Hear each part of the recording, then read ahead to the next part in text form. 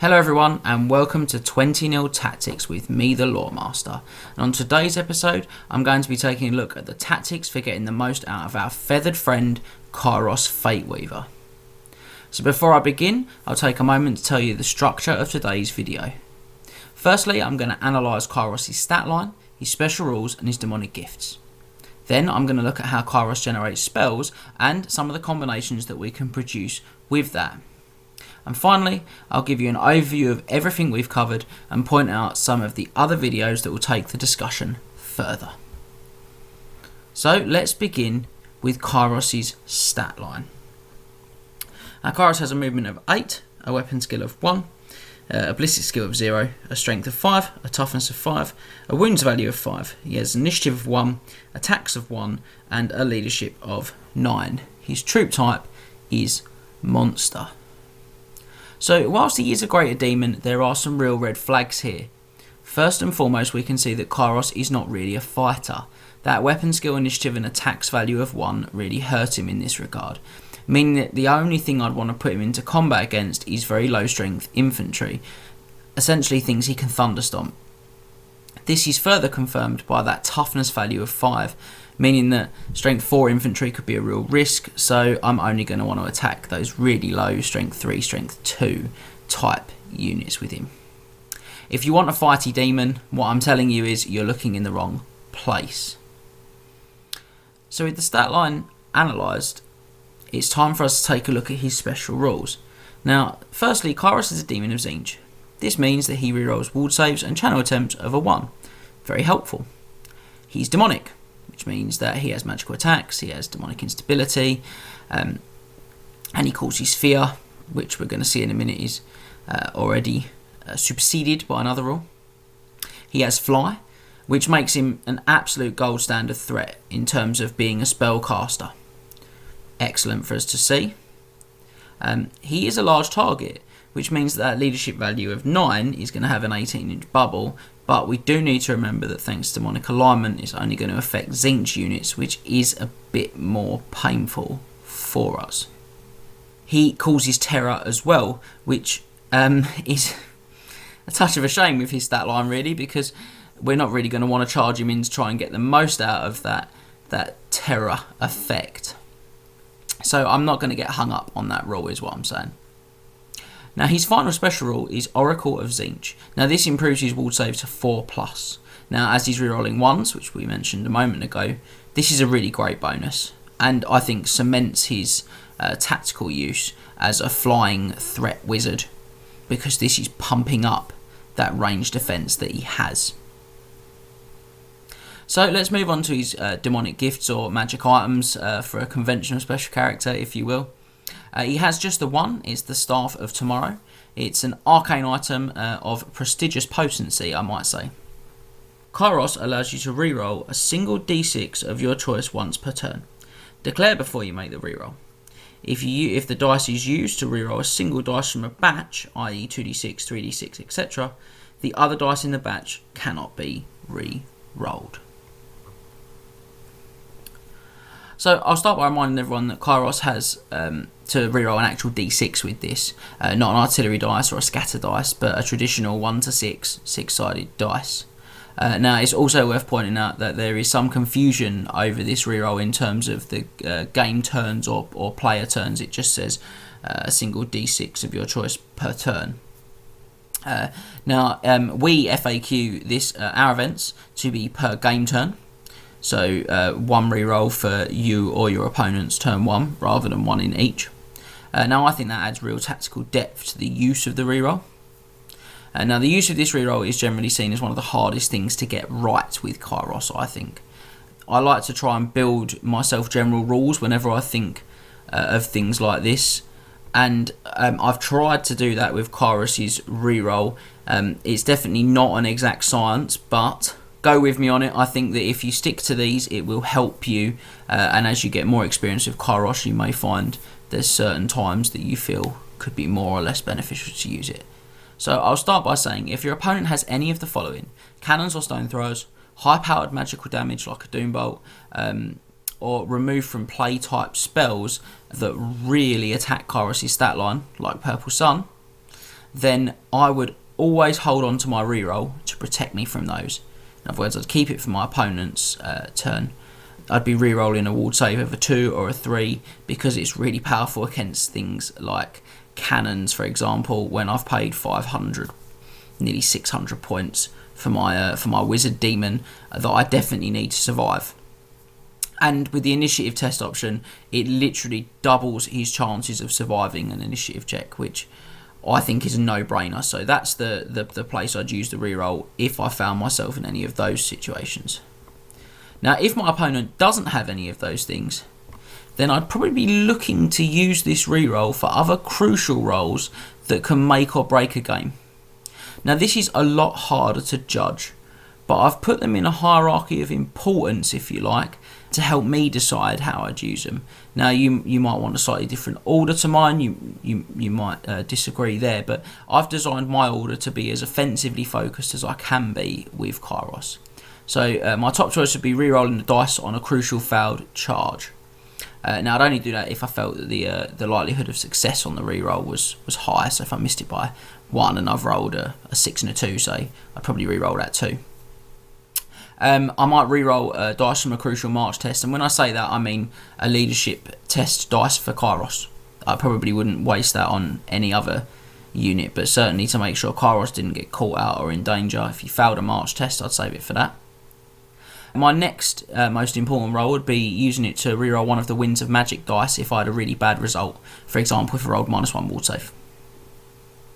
Then my next one down would be rerolling the dice to see if I went down the hull, as it were, did the Duke special, went into the Realm of Chaos on a miscast, or just rerolling one of the dice on a miscast result in general, just to make sure I don't get a really bad one on Kairos. After that, I'd look at rerolling a dice for the number of hits from a crucial spell that does random hits. Now, I'm looking particularly at spells that hit characters or something that I might find hard to deal with otherwise there. So if I've gone for a Death Snipe, 2d6 minus your strength, say, and I roll a 1 and a 5, I might reroll that one. Rerolling a to wound roll on something like a Skull Cannon, so high damage output. I mean, my list here is focused quite a lot on Kairos, but you can use the reroll outside of Kairos, so it's well worth considering something like a Skull Cannon to wound roll. And then finally, I'd probably, if I hadn't used it on any of those other rolls in that descending order of importance, I'd reroll a leadership test dice to prevent a double 6 result, the 12 that destroys the unit. Now, the reason that's at the bottom of my list is because it doesn't happen all that often, and you do also have BSBs a lot of the time. Now, if none of those options were met, then I'd just use the reroll on the last phase that I will be active in, so that I don't waste it. I hope that makes sense. As ever, if you've got any questions about that, you can always get in touch with us. But now we've waded through it, I think it's time for us to start looking at Kairos' magical output, what I might call the good stuff. So to begin, I'm going to read out how Kairos generates spells. So Kairos Fateweaver is a level 4 wizard who generates spells in the following unique way. When he comes to generate spells, his left head may choose a total of 4 spells from the Law of Life, Metal, Light or Heavens.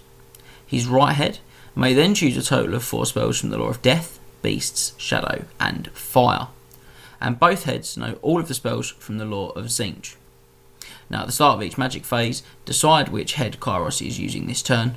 He may only cast spells known to that head during that turn. So we have what I like to call the good head, that was the life, metal, light and heavens head, and what I call the bad head, that's the death, beasts, shadow and fire head. And never the two shall meet, although, as we just said, both heads also know all of the Law of Tzeentch too. So I'm going to make some clarifications as they are important. Kairos can take any number of spells from the laws on each of the heads he knows, up to 4. So you could take 4 from, say, the Law of Death on the bad head. You don't have to mix them. You could just hit all of them on one. At the start of each magic phase, you select a head. If you glean magic a spell in that phase, it belongs to the head that you selected, not both heads. So you're going to need to do a little bit of bookkeeping there. However, that can be a great advantage, as it can let you get spells onto a head that it doesn't normally have access to. For example, I might be able to get a Law of Metal spell onto the bad head, which could give me a piece of synergy I don't normally have the ability to produce. Now, I have said before in other videos, I think the Lore of Tzeentch isn't that great, but being Loremaster means you do have the ability to have the best spells from it at any given matchup, if you like. So please, when you're using Kairos, don't just ignore the Lore of Tzeentch. Look at what you're fighting and see what the Lore of Tzeentch could offer you in that specific scenario. For example, against armies with plenty of multiple small units, or ethereal, or single models like flying wizards, the Lore of Tzeentch can really pack a punch with its volume of kind of damage-oriented spells. Even though they're random, for those types of armies, you just can't risk the damage. And that's the crucial element, because those MSU armies tend to be low toughness, low save, ethereal, low toughness, low save. You know, or it might be a random strength and a random number of hits, but can you take the risk? Very often the answer is no. So with the clarifications and the basics of Tzeentch out of the way, I'm going to discuss the head synergy now, and I'm going to begin with the good head. So we have the laws of life, metal, light and heavens to work through. I have to say, this is where the video is going to get a little bit abstract, as I can't give you every combination or optimised spell choice, as they're often matchup and or your army list dependent. So what I will do is look at some good synergy options between the laws on each head, and I'll highlight one or two combinations or head builds that I think could be pretty consistently good. He says slightly gingerishly there, but we'll work for it, and I think you'll see what I'm saying. So with the Law of Life, we'll begin there. Throne of Irons is obviously a really big consideration on Kairos. It protects him from a miscast and gives him a chance to restore some lost wounds from the Law attribute. Why I like this is that in addition to all of that, it remains in play, meaning that you can move over to the other head the next turn and still benefit from it. Obviously, Dwellers Below and Flesh to Stone are clear standout spells in this lore as well, with the former a great choice against elves, and the latter brilliant if you're including a high preponderance of Slaanesh or Tzeentch combat units in particular in your army to help buff up the fact they're quite low toughness. So Lore of Metal. It's very hard to look past Final Transmutation. If you're not fighting monstrous enemies, it's just really consistent against everyone. It has huge range, which is another really big advantage for Kairos as well. It's 18 or 36 when you boost it. Huge. This just helps to keep him away from the enemies whilst he's doing the damage to them. Also, doesn't require line of sight, just arc of sight, particularly strong. Plague of Rust and Enchanted Blades are also real assets in most games, with the latter being another I'd always consider, particularly if I was using Demons of Nurgle that don't have access to those reroll to hits. Moving on to the Lore of Light, and we are now getting into some seriously good choices I would suggest for Kairos, and where I think the real synergy inside the head starts to begin. So Fast Protection goes so well with Nurgle units in a Demon's army, -1 to hit, incredible. Then you start looking at Ice Shard Blizzard from the Lore of Heavens, that's the next lore on this head, and then Speed of Light, and the combo is getting wild. 2- to hits, make yourself weapon skill 10, really powerful.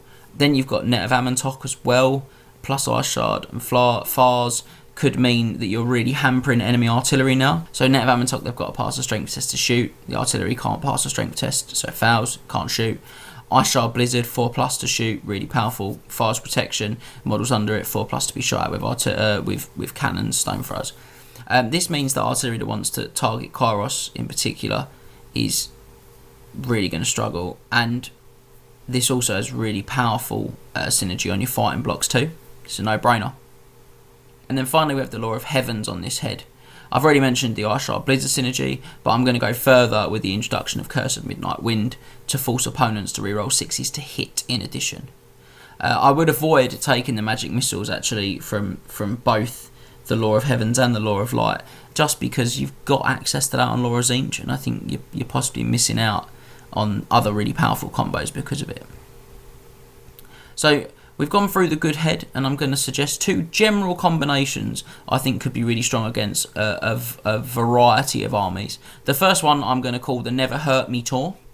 This is Ice Shard Blizzard, Fast Protection, Curse of the Midnight Wind, and Flesh to Stone. Combination, obviously very, very unpleasant. The first two spells shut down a lot of enemy shooting, with Curse of the Midnight Wind making your opponent reroll 6s as well. A lot of potential there. And then if you start looking at combat, you can get -2 to hit, combined up with +2 toughness, and your opponent rerolling 6s to hit and to wound, meaning that there's going to be a lot of times your opponent is only wounded on 5s or 6s, and then they're rerolling the 6s. That is potent against anything that you fight, and is a set of combinations that I think people will find really frustrating to deal with. The second head option I can't wait for this one, I'm calling Safe Output. So this one makes a choice from each lore, and it makes your units a bit more aggressive in general, and just offers Kairos a bit of free defense too. So I've gone Throne of Vines this time for the miscast protection. I've got Enchanted Blades of Iban, Speed of Light, and Harmonic Convergence. So I'm going to make my real blocks hardcore fighters here.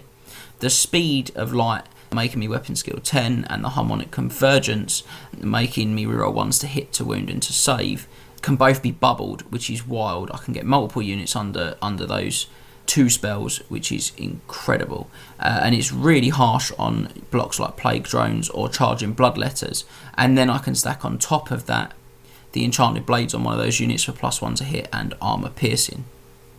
That is a horrible amount of buff power that, again, will make your units chew through even the hardiest of enemy fighters.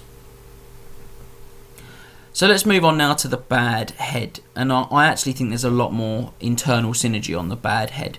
I've got the Laws of Death, Beasts, Fire and Shadow to work with, and this one is going to be amazing, I promise you.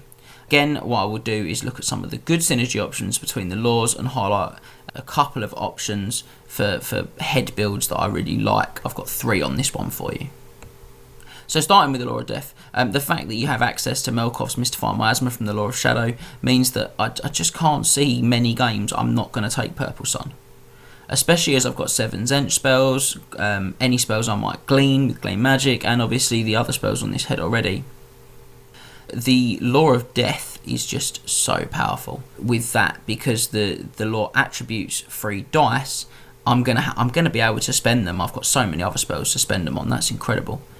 Now, I know there'll be people that will take 4 spells on this law because it's seen as a real powerhouse in 8th edition, and it's hard to argue with that, but I'm going to highlight just a couple. I've highlighted Purple Sun, and I'm going to highlight Soul Blight next.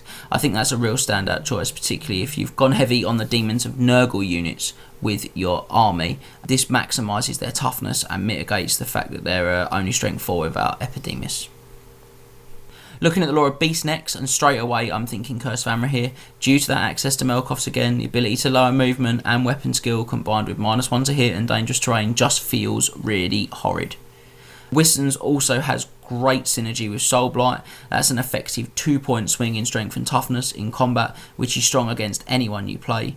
But I love that combination most on Demonettes, thanks to their high weapon skill, initiative, and the number of attacks they bring to the table. Looking at the Law of Shadow, and it goes without saying that Miasma is pretty much a must for me. However, this law has lots to offer Kairos. Steed of Shadows is well worth a look for a wizard like Kairos to make sure he doesn't get caught short in a bad placement. And Occam's Mindrazor is a real winner for any army. However, I think I'd probably stick with just the signature to keep the cast values down. And then finishing up with the Law of Fire. This law, I think, is often left at home by Kairos players. Many of you will know that I cannot speak highly enough about Flaming Sword of Ruin and Fulminating Flame Cage. +1 to wound and flaming attacks where you need them helps to make Kairos the ultimate buff piece. And Flame Cage goes in with the sheer wild control elements you can build with this head, just to really frustrate and stagger your opponent. I actually think Law of Fire deserves a little more love than it gets. So with the spells I've discussed, I've come up with 3 combinations of kind of pre-built heads I think you could plug into many army lists and many games. First up is what I'm going to call the Ultimate Killer Head. This one is Purple Sun, Melkoth's Mystifying Miasma, Pit of Shades and Amber Spear. This combo is very much low effort, pure try and kill your opponent with powerful spells. You've got 2 unit killers, Pit of Shades, Purple Sun, the ability to make them more potent by lowering enemy initiative, and a monster killing spell with Amber Spear as well. And thanks to Purple Sun, you might have enough dice to cast all 4 of those. It's just horrible. big damage. 4 spells that your opponent will often feel like they've got to stop all of. Horrible. The next one I'm calling the Buffertron 5000. You know I love my silly names for things. This one is Soulblight, Wiston's Wild Form, Melkos Mystifying Miasma, and the Flaming Sword of Ruin. So I know Miasma isn't a buff, but it does the same effect as one. These are all 10 or less to cast, which is hideously good, because you're going to be able to throw 2 dice at each of them, which means on an 8 dice phase you can have a stab at all 4 of these, which is really powerful. With the ability to switch the toughness, strength, combat mechanic by 2 points, that's by upping yours by 1 and lowering your opponent's by 1, that's just horrible on its own. And then on top of that, you make it harder for your opponent to hit by lowering their weapon skill, and then you add 1 to your wound rolls. That's just, again, it's 4 must-stop spells when you're adding effectively 2 points difference to your ability to score wounds with the strength and toughness modifier, and then you're adding +1 to wound on top. Just incredible, guys. Really difficult, and again with those Slaanesh type armies or Slaanesh heavy armies, really powerful. And finally, I have what I'm calling the ultimate control piece. This one has Curse Fenrir, Fulminating Flame Cage, Melkos Miasma again, and Purple Sun. This just stops opponents from moving their models, which, when you combine it with Gleam Magic, stealing some spells from them as well, it means that you're stopping them from doing, well, potentially very much at all. Not to mention when they're all pinned in place, because one's stuck behind the Fulminating Flame Cage, one's stuck on a Curse Fenrir, one's movement 2. You can then throw that really hideous Purple Sun through the battle line to make short work of those models too. This is particularly great against tough, lower initiative armies like Orcs, other demons, potentially Ogres as well. Just something that no other wizard can do, and really gets amplified up by Kairos' ability to fly around and deliver those strikes. So I've tried to give you some general combinations there, and before I conclude today, I just want to make a couple of additional key points, as I'm going to call them. I want you to think really hard about the casting values and the spell types you select when you build your Kairos. Many spells in the Lore of Tzeentch cannot be cast into combat, and you'll want to have at least 4 of your 8 spells, I would suggest, with a casting value of 10 or less, to try and maximise getting a good number of spells off every turn.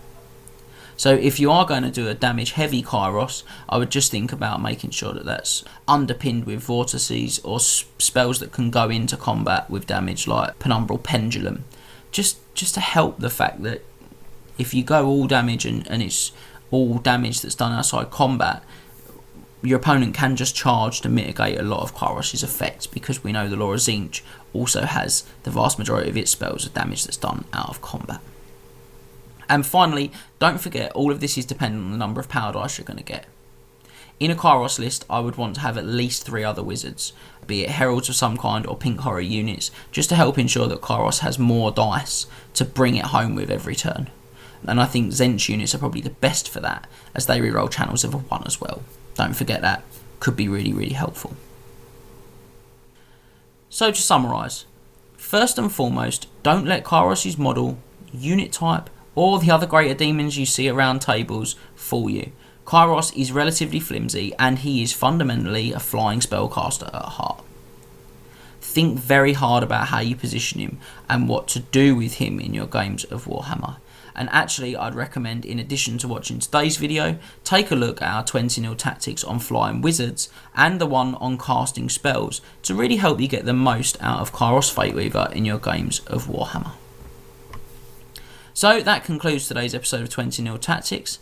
Thanks for joining me, and as ever, feel free to get in touch through all of our social media platforms to let us know your thoughts, and head back to the Night of the Realm mustering ground to check out the rest of our exclusive content and those videos I just mentioned.